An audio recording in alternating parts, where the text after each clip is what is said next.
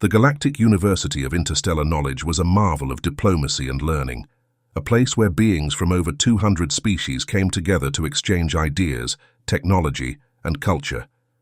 It was also, for the most part, uneventful, a trait its dean, Zylar Quarin, considered one of its greatest achievements. Today, however, would be different. Dean Quarin's mandibles twitched as he adjusted his ceremonial robe.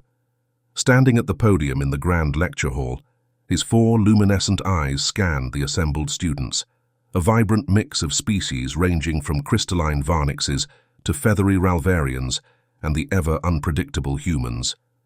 He cleared his throat, his voice amplified by the hall's acoustic enhancers. "Students," he began, his tone solemn, "as part of our ongoing mission to foster interspecies understanding, I am pleased to announce a special initiative." A faint ripple of interest passed through the audience.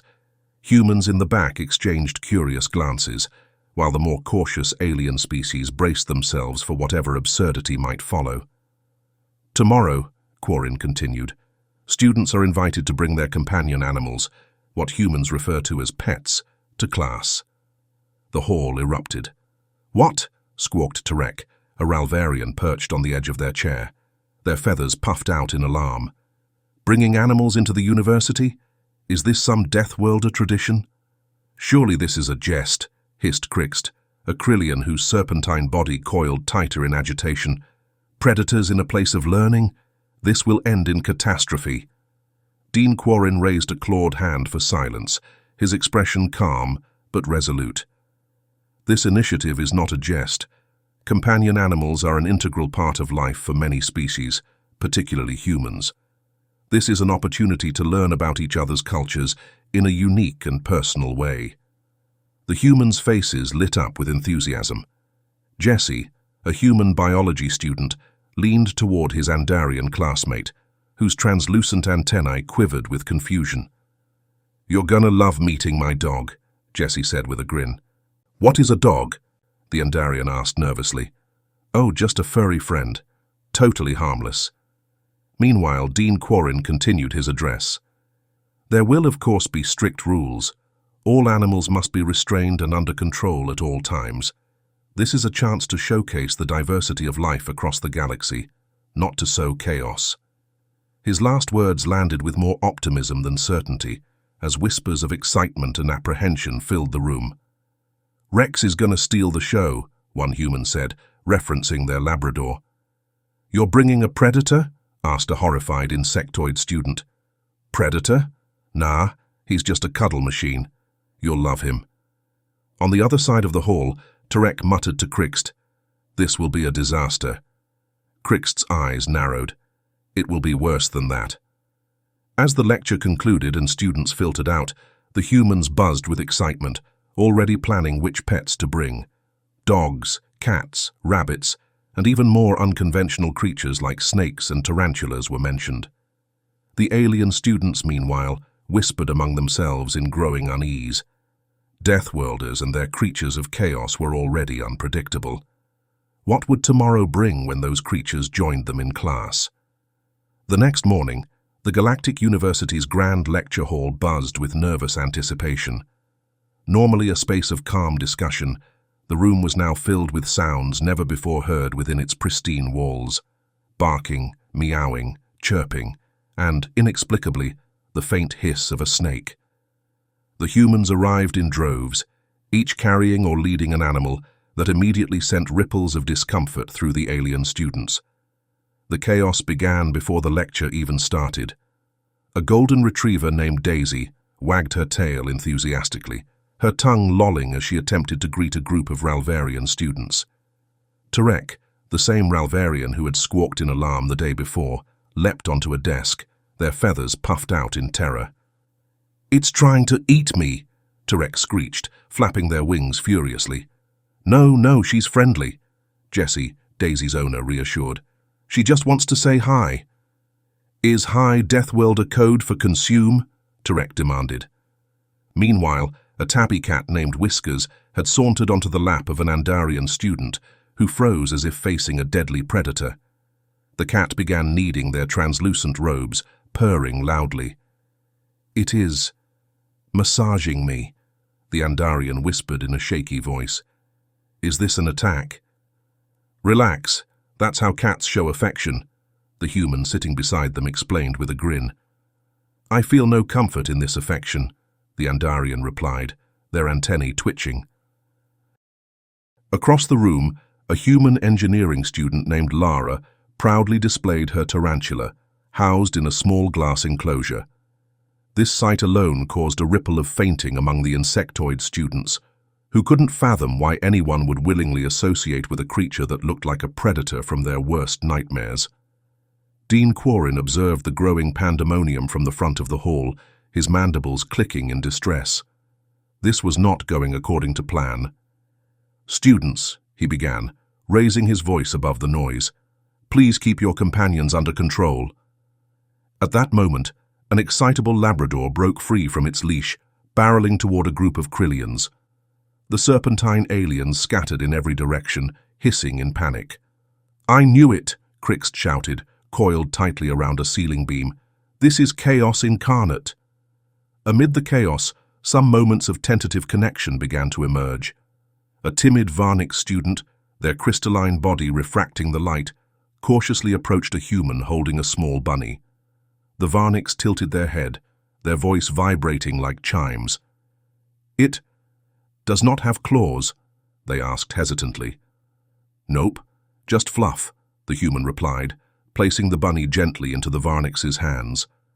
The alien's crystalline fingers trembled as they stroked the bunny's soft fur. It is pleasant, the Varnix admitted, their refracted glow shifting to a warmer hue. Meanwhile, a parrot named Paco perched on a desk, mimicking the phrases of nearby aliens. It's trying to eat me, it squawked in Tarek's exact voice, causing uproarious laughter among the humans. The aliens, however, looked on in horror. It has learned our language, gasped a Frelornian student. This creature is a spy. Despite the chaos, some alien students began to warm up to the Earth animals, albeit reluctantly. A small Thrixian, whose kind rarely interacted with living creatures, found themselves laughing as a golden retriever playfully chased a ball. Why does it do this? The Thrixian asked the dog's owner. Because she loves it. She's having fun, the human replied simply. Fun, the Thrixian repeated, as if tasting the word for the first time. By the end of the class, the lecture hall was an odd mix of pandemonium and tentative curiosity. While some aliens still clung to the ceiling or huddled together in fear, others were beginning to approach the animals with cautious fascination. Dean Quarren, mandibles clicking in a mix of frustration and exhaustion, took a deep breath. Tomorrow would be better, or at least he hoped so. By midday, the chaos in the lecture hall had subsided into a strange rhythm of cautious exploration. While some alien students still kept their distance, Crix, for example, refused to come down from the ceiling beam, a surprising number of them had begun to engage with the Earth animals.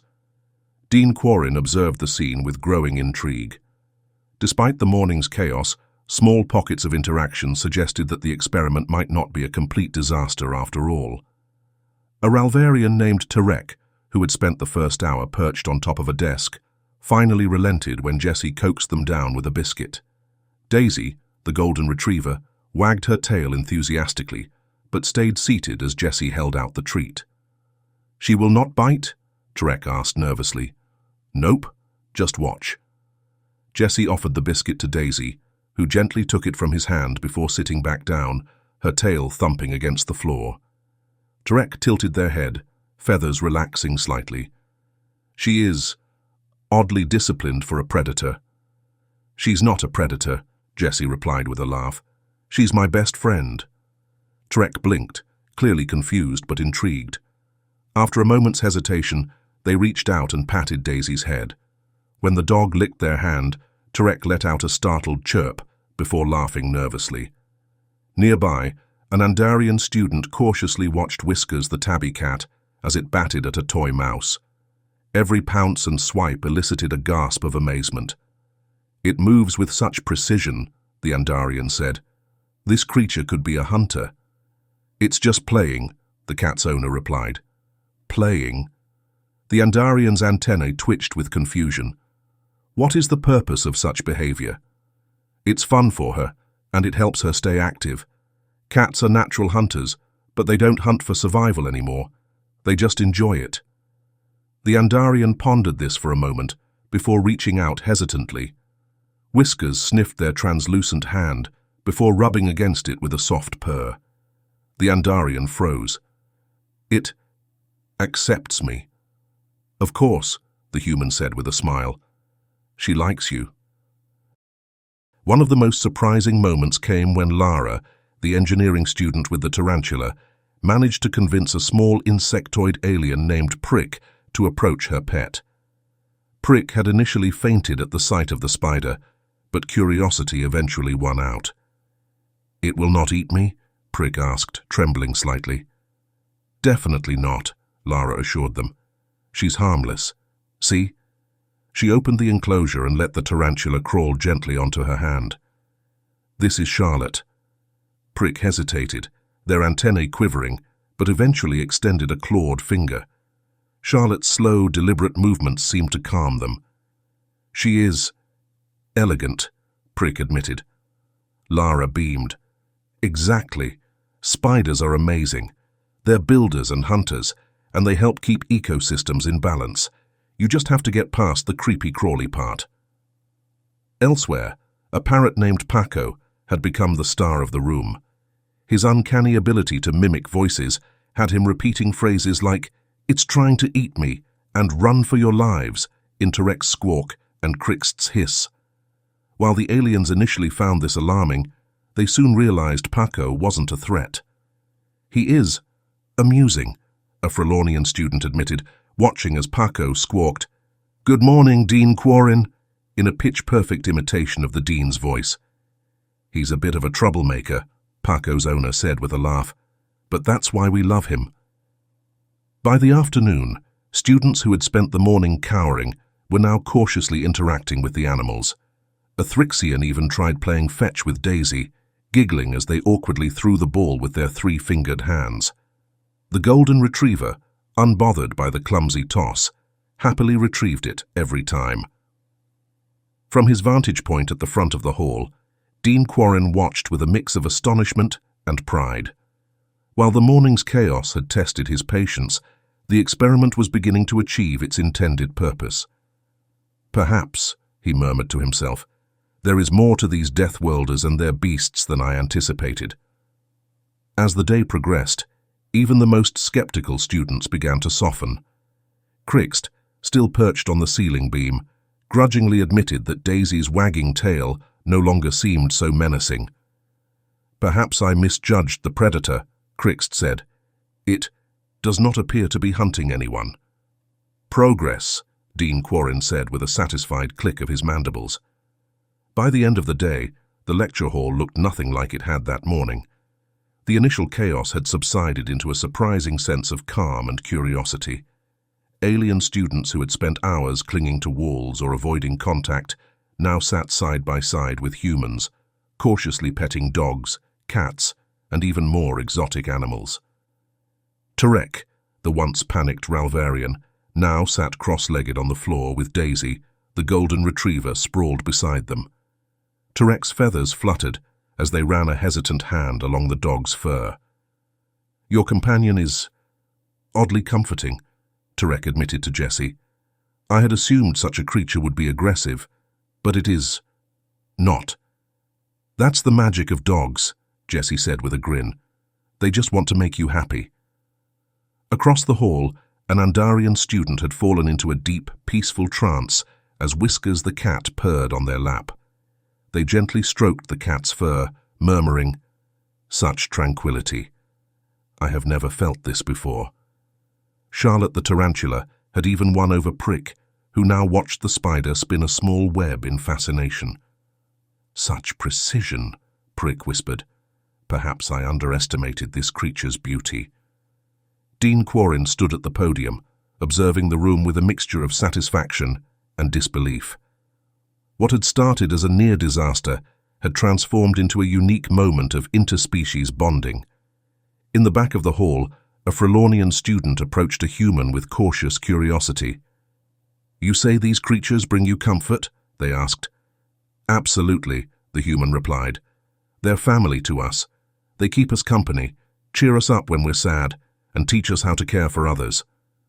The Frelonian considered this, their glowing eyes thoughtful. Perhaps there is merit in such companionship. As the session ended, the dean opened the floor for final reflections. To his astonishment, several alien students raised their hands. "I would like to know where I might obtain one of these dogs," Trek said, their voice tentative but sincere, "if it is not too predatory." "And this cat," an Andarian added, still cradling whiskers. "It would be an honor to share my living quarters with such a creature." Prick chimed in, gesturing toward Charlotte's enclosure. "Are there more spiders available? I believe I could build it a suitable webbing space." The humans beamed with pride as their alien classmates expressed their newfound appreciation for Earth's animals. As the students filed out, chatting and laughing about the day's events, Dean Quarren remained at the podium, observing the transformed room. Even Crixt had finally descended from the ceiling, their coils loosening as they watched Daisy wag her tail one last time. One of the human students lingered behind, smiling at the dean. "So, Dean Quarren, was today a success?" Quarren's mandibles clicked thoughtfully. "It was an unexpected success, though I must admit, humans and their creatures are far more unpredictable than I anticipated." The human chuckled. "That's kind of our thing." Quarren turned back to the now quiet hall, where just hours earlier chaos had reigned. He allowed himself a small smile. Perhaps the galaxy could use a bit more unpredictability. In the weeks that followed, the cultural exchange sparked a surprising trend across the university. Alien students began adopting their own pets, starting with small, non-threatening creatures like fish, birds, and rabbits. Eventually, even the boldest of them ventured into owning cats, dogs, and, in Prick's case, another tarantula named Charlotte II. The Galactic University, once a bastion of order and logic, now buzzed with the sounds of wagging tails, chirping birds, and contented purring. And while some alien students still approached the concept of pets with caution, most had come to appreciate the joy and companionship these creatures brought. For Dean Quarren, the experiment had taught him something profound. Life's diversity wasn't just about learning from other species, it was about finding joy in the differences. And as he watched a group of aliens playing fetch with Daisy on the university lawn, he couldn't help but feel that the galaxy had become a little more connected because of it.